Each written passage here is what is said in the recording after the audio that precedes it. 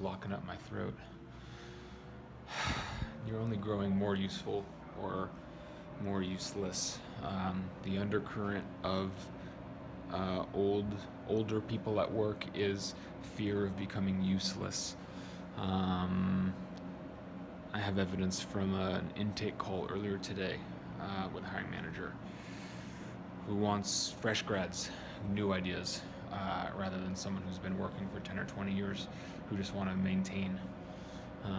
It's important, it's worth noting, but again, the political, economic anxiety of our time is too many people in too small an area, but you just need to build. You just need to build. And San Francisco is not going to build because they are, those landowners are what they are. They're human beings, and everyone wants safety, security, all that stuff. There's not an argument, I'm on Twitter right now with strangers, and I'm trying to talk about public and private and being, and having trouble finding the words to communicate to them in 140 character bursts, and I don't think it's going to go well. So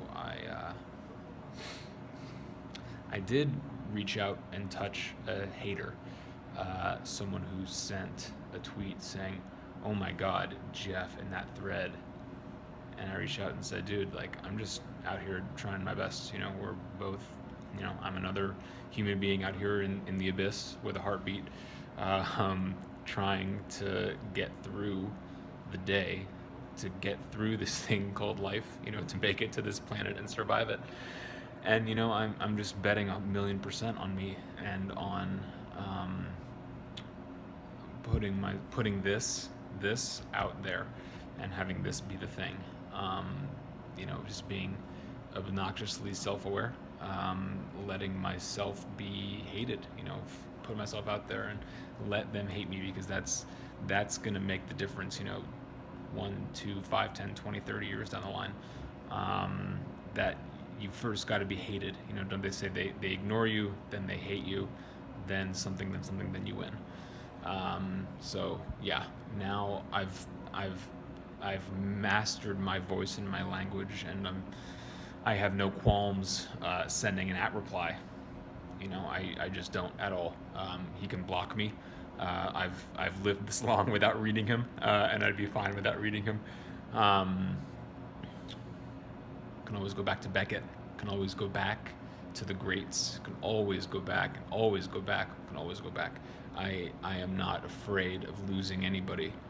That's how you have to live, and it's gonna happen. You're gonna lose people you love. They're going to block you. They're gonna reject you. They're gonna ignore you. They're gonna kick you out. They're gonna get restraining orders against you. They're gonna divorce you, and you will roll with it. Remember this day. Remember this moment when you rolled with it. That's all you can do, and you can't try to be pretty. You can't try to be cute. You can't try to do anything. You can't try to be anything. Yeah, there's day jobs, there's going into the office, there's doing what you're told, there's following the rules, and you can love that, but there's a reason why you only give them 8 hours of your day. I will fight and convince and argue to get down to 8 hours a day, and that's fair. If I don't want to give 13 hours a day, then I'm not going to give 13 hours a day. I don't need to do it. I don't want to do it. It's okay if I don't want or need to do it. I'm giving myself that gift. Now, as a technical recruiter, you need to be good sourcing. You need to know when you get an information security architect rec and your colleague needs those submissions, you know how to go run and get it. Now, I'm building the back end of my understanding technology and computer science, and it's interesting. I love physics. I love reading Richard Feynman. I love chemistry. I love remembering AP chemistry lectures and the way that it works, and the underlying energy, underlying mathematics of what makes things go. I'm always ready to zoom in and look closer at what is really going on. and that's my strength. That's my strength is I'm always looking. I'm awake to what's going on, and I'm ready to bring all of my learnings from behind me, from up to this moment, and debunk them if it makes sense. Great article this morning, a cartoon in the Oatmeal about George Washington's teeth. The link starts off saying, "You're not going to believe what I'm about to tell you." Joe Whitmarsh tweeted it. And this is really just about me being comfortable with where I come from, and me being comfortable with what happened to me, and me being comfortable with who I like. Not being afraid of an ex-girlfriend seeing me commenting on Facebook. That only brings us closer if she sees it and she frowns up. I love frown. I love scrunches. I love that I warranted snippy replies today, that I was worth their time. I am n equals 1. I'm demanding. The one person is demanding. One person is hard, and it's easy to try to attack, make spreadsheets, plan events, have initiatives, all this, write stuff, all the stuff to try to get many people, but zoom in and get one person. One person is really hard to get. A person is really complicated, and it's easy to overshoot. It's easy to misfire. It's easy to miss. And if you're not close in the room, it really doesn't even matter, because language communicated over digital is not going to give you the heart. But again, of course, there's something to writing well, and I have been moved many times to, you reach an end. It's the end of everything that I've known. Today is the end of everything that I've known, and it's the beginning of something new. And sure, you can go back and pluck links and bring them over to this side, but you got to go one by one by one. Earn it anew if thou wouldst possess it, like Goethe says.